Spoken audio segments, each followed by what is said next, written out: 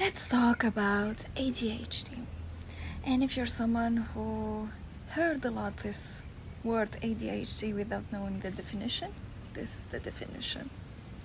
But I'm gonna add another context, that the first time we used the word ADHD and the diagnosis ADHD is in 1987. The studies were a little bit earlier, but still a very recent concept. Here I'm gonna talk about my own journey. I'm not ADHD. Some people try to diagnose me with ADHD, or like everyone now is like self-diagnosed ADHD, and how this word now it's like taking a boom. Everyone is talking about ADHD. Everyone is diagnosed with ADHD, and it is the disorder of the century. So about my own journey. I studied psychology in my physical education teacher degree, then in my master degree of mental training. This is between 2010 2015, yes, old school. And back then ADHD wasn't really a prominent concept, or I don't remember we talked even about it, or it was such like a trouble with athletes or something, a disorder to take care of. Then I had my study of yoga in parallel with these two since 2012.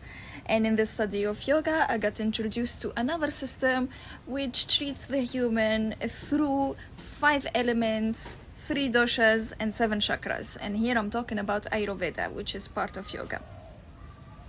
Then I had the introduction into the astrological realm, which treats the human through 10 planets, 4 elements, and 3 modalities.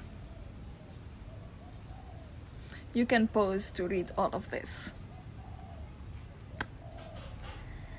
And then lately ADHD became a tendency, and when I started digging deep into this very common diagnosis and word, studied the troubles and the challenges of people with ADHD, from my background, this is not really a brain disorder.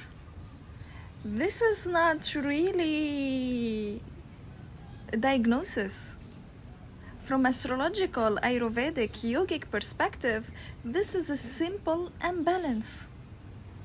Imbalance between the chakras, imbalance between the planets, imbalance between the elements. Main of these 12 struggles is dominance of air and fire. And in Ayurveda, in astrology, we believe in remedies. There is remedies, not treatment, not pills, remedies to go back to balance.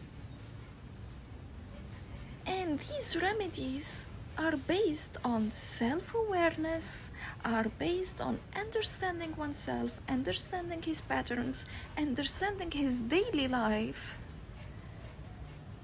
and implementing new elements, new patterns, new behaviors, new routines, new rituals, when I said elements, I mean food, a new diet.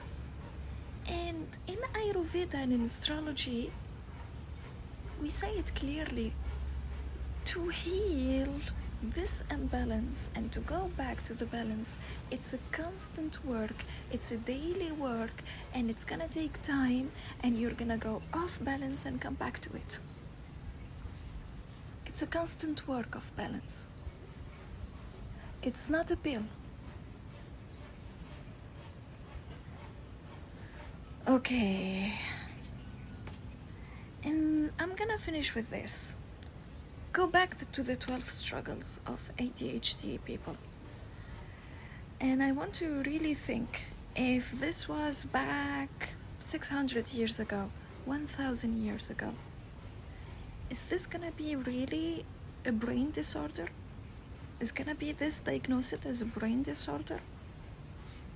Or because we need to be productive all the time, even in your vacation 3 weeks per year, you need to be productive. You need to be running and catching as much moments as possible, taking as much pictures as possible, so you make those 3 weeks valuable in experiences. So you need the pill because you don't have time to go through this, accept it, understand it, deal with it, and creating the balance slowly by implementing new rituals and new techniques. And if you are someone who's diagnosed with ADHD or knows someone who's diagnosed with ADHD and you want to try alternative tool of dealing with it, combining astrology, the knowledge of yoga and Ayurveda, and mental training to implement new habits, to work over 6 months. It's not one session, or it's not a magical timeline shift. It's a work over 6 months, weekly working on it. Check link in bio.